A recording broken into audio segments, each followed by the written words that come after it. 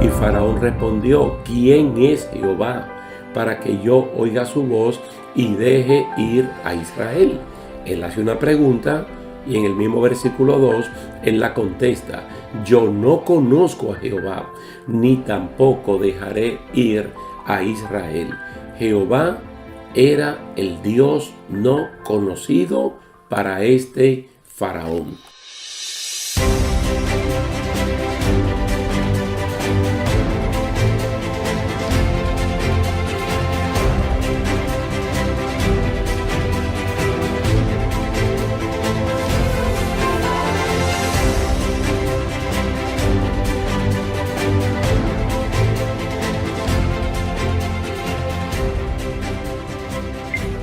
Dios me les bendiga, mis queridos hermanos. Es un placer estar de nuevo con ustedes para que continuemos estudiando la Iglesia del Nuevo Testamento. Yo creo que en el día de hoy vamos a aprender muchas cosas probablemente nuevas o a recordar cosas ya conocidas y son experiencias del ayer para el diario vivir del día de hoy. ¿Cómo cambió un poco o el ajuste que hizo el apóstol Pablo después de su experiencia en Atenas, predicando el evangelio a los filósofos del alto saber de ese momento, en el lugar más alto, por así decirlo, que era el Areópago en Atenas? Ahora Pablo va para Corinto, allá en la provincia de Acaya, y entonces él va con otra mentalidad. Vamos a ir a Hechos capítulo 18 y vamos a ver en dos partes cómo se planta la iglesia en Corinto.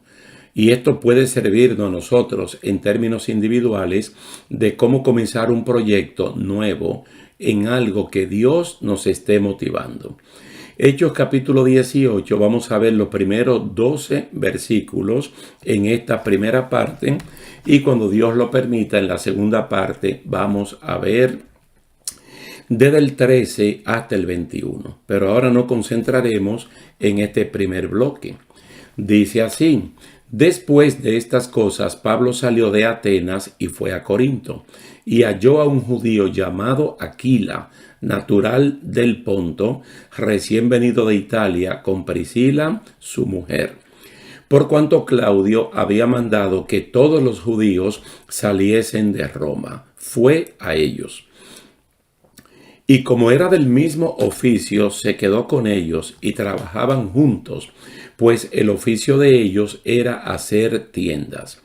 Y discutía en la sinagoga todos los días de reposo y persuadía a judíos y a griegos.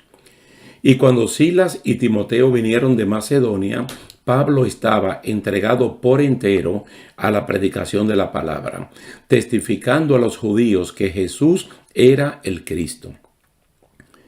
Pero oponiéndose y blasfemando estos, les dijo, sacudiéndose los vestidos: vuestra sangre sea sobre vuestra propia cabeza. Yo, limpio, desde ahora miré a los gentiles. Y saliendo de allí se fue a la casa de uno llamado Justo, temeroso de Dios, la cual estaba junto a la sinagoga.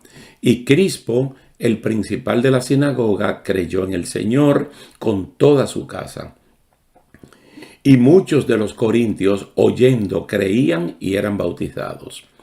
Entonces el Señor dijo a Pablo en visión de noche: no temas, sino habla y no calles, porque yo estoy contigo y ninguno pondrá sobre ti la mano para hacerte mal, porque yo tengo mucho pueblo en esta ciudad. Y se detuvo allí 1 año y 6 meses enseñándoles la palabra de Dios. Es una descripción muy interesante que hace el doctor Lucas de esta primera parte del capítulo 18 del libro de los Hechos. Pablo sale de Atenas, donde tuvo esa experiencia filosófica con los estoicos y los epicúreos. Salió para Corinto. Corinto es la principal ciudad de la provincia de Acaya. Allí conoció a una pareja de esposos llamados Priscila y Aquila. Aquila era un judío nacido en el Ponto, en África. Ambos eran judíos de la dispersión, pero eran cristianos. En ese tiempo, el emperador romano Claudio había mandado un decreto o había escrito un decreto mandando que todos los judíos tenían que salir de Roma, la capital del imperio. En este camino ustedes saben que Dios nunca nos desampara. Mientras el equipo ministerial de Pablo viene desde Berea, en Macedonia, Dios junta a Pablo con Priscila y Aquila, ya que los tres, además de ser buenos ministros del Evangelio, eran fabricantes de tiendas o carpas.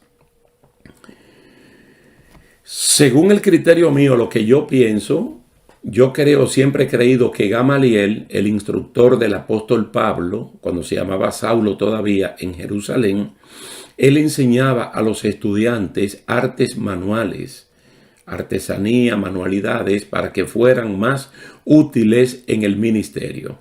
Aquí notamos que Pablo, al igual que Priscila y Aquila, sabía hacer tiendas de campaña o carpas. Entonces vemos a Pablo haciendo asociación con ellos para trabajar ese oficio que ya había aprendido, pero sin descuidar el ministerio. Y cada día de reposo discutía en la sinagoga y persuadía tanto a los judíos como a los gentiles, siempre demostrando por las escrituras que Jesús es el Mesías. Nosotros podemos encontrar aquí un principio inmediato, no solamente para plantar iglesia, sino para aplicarlo en el tiempo moderno en el cual nosotros estamos viviendo, porque a veces nos vamos de boca, nos vamos de un solo lado. O 100% iglesia o 100% trabajo. Cuando lo que tenemos que hacer es un balance de acuerdo a lo que Dios nos ha mandado a trabajar, pero sin descuidar lo espiritual. Entonces aquí vemos a Pablo con Priscila y con Aquila trabajando en lo material, pero no descuidando su relación espiritual o el compromiso que tienen de dar testimonio de Jesucristo. Entonces otra vez uno se puede preguntar qué era lo que Pablo discutía con la gente. El término discusión, hablar, dialogar. De manera coloquial, yo te digo, tú me dices, preguntas, respuestas, intrigas, cualquier cosa para llegar siempre a la verdad del Evangelio. Él lo que está diciendo es que Jesucristo es el Mesías, especialmente a los judíos, que Cristo es el Cordero de Dios que quita el pecado, tal y como él lo relata en 1 Corintios capítulo 2, verso 1 al 5. Esto viene posteriormente, ¿verdad? Cuando la iglesia está plantada, que Pablo ya se va, él mandó 2 cartas. En la primera carta, en el capítulo 1, verso 2 al 5, verso 1 al 5, él dice lo siguiente: así que, hermanos, cuando fui a ustedes para anunciarles el testimonio de Dios, no fui con excelencia de palabras de sabiduría, lo que sí utilizó en Atenas, su última parada ministerial. Pues me propuse no saber entre ustedes cosa alguna, sino a Jesucristo. Centrar todo en la persona de Jesucristo y a este crucificado, es decir, hacer un énfasis en el punto donde Cristo realmente cumple con el Antiguo Testamento como el Cordero de Dios que quita el pecado del mundo, porque muere. Y estuve entre ustedes con debilidad y mucho temor y temblor.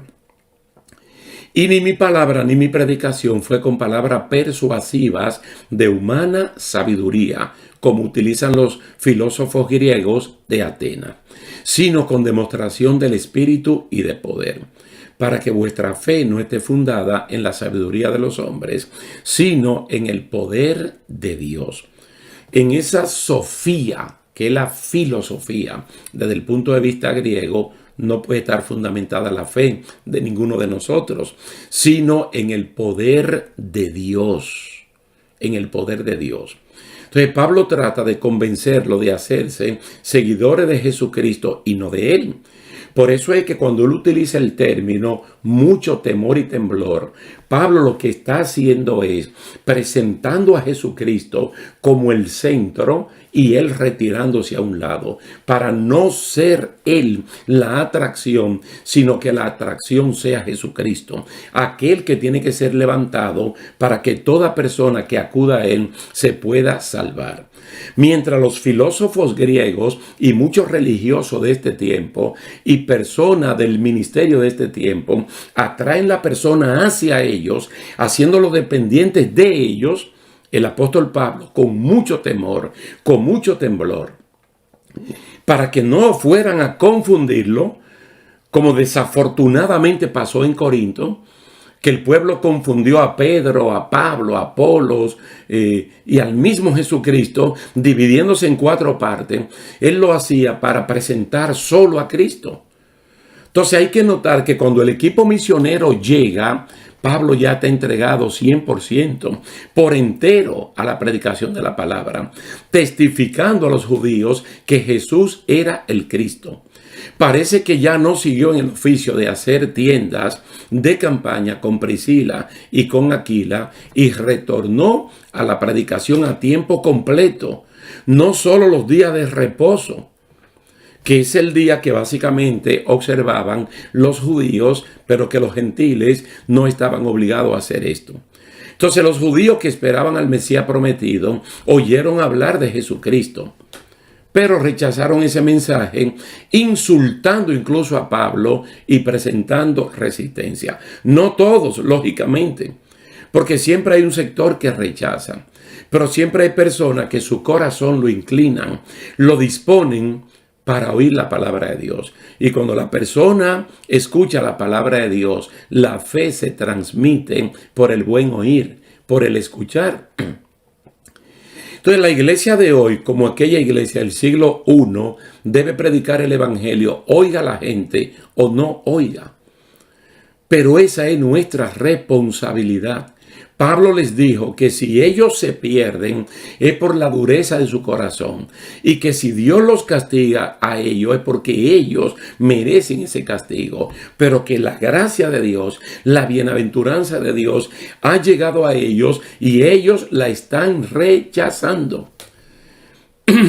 Entonces dice que Pablo, saliendo de allí, se fue a la casa de uno llamado Justo. Mira, todavía nosotros no hemos llegado al versículo 9, donde el Señor en visión nocturna le habla a Pablo para levantar sus ánimos, diciéndole que él allí tiene pueblo. Pero mire, antes de llegar a ese punto, que aparece una persona cuyo nombre es Justo y que la misma Biblia dice que es un temeroso de Dios y que la casa de este hombre estaba al lado de la sinagoga. Entonces Pablo fue y se hospedó allí.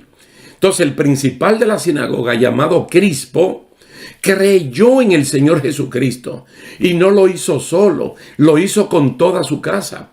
Entonces cuando los corintios vieron que el principal, una especie de pastor de la sinagoga en Corinto, aceptó a Jesucristo como el Mesías prometido, ellos hicieron lo mismo. Dice que oyendo ellos creían, porque es que hay que predicar para que la persona oiga, o hay que dar buen testimonio para que la persona vea que nosotros somos distintos, que somos embajadores y que somos colaboradores de Jesucristo predicando el evangelio y viviéndolo. Entonces estas personas cerraban el ciclo inmediatamente bautizándose. Y ustedes saben que el bautismo es una pura señal de obediencia, que todo aquel que cree es desafiado para que entonces se bautice en agua. Rápidamente se nota la cosecha de creyentes en Corinto. Dios permitió que uno de los temerosos judíos, porque hay muchos temerosos mencionados en el libro de los Hechos, que este hombre hospedara a Pablo. Estamos hablando de Justo, un hombre que hasta este punto no sabíamos quién era. Y también que el principal de la sinagoga, llamado Crispo, con toda su casa, se entregara a Jesucristo. Entonces el ejemplo de Crispo fue imitado por muchos corintios que también hicieron lo mismo. Nosotros estamos en Hechos capítulo 18, pero vuelvo y les repito que Pablo a los corintios le escribió mínimo 2 cartas, de las cuales nosotros las tenemos allí. Digo mínimo porque algunos creen que la segunda carta a los corintios realmente son 2 en una. y que Pablo escribió 3 veces, pero no importa. Lo importante es que tenemos 1 Corintios y 2 Corintios. Y si la tercera está allí involucrada, pues está allí, no se perdió nada. Entonces, cuando Pablo escribe la primera carta, Pablo menciona la conversión y el bautismo de Crispo, también de Gayo, y habla de Estéfanas. Y dice que Estéfanas, Crispo y Gayo se convirtieron con toda su familia. Y ese es un aliciente de esperanza para el cristiano de hoy que da un paso, él como miembro único de una familia, pero que él promete delante de Dios dar testimonio para que toda su familia pueda llegar al conocimiento de Jesucristo, aceptarlo como Señor y Salvador y bautizarse en agua. Esa es la experiencia de quien les habla, con su familia de la cual uno proviene, papá, mamá y los hermanos. Y luego la familia que con la esposa hemos formado, de que todos puedan creer en Jesucristo como Señor y Salvador.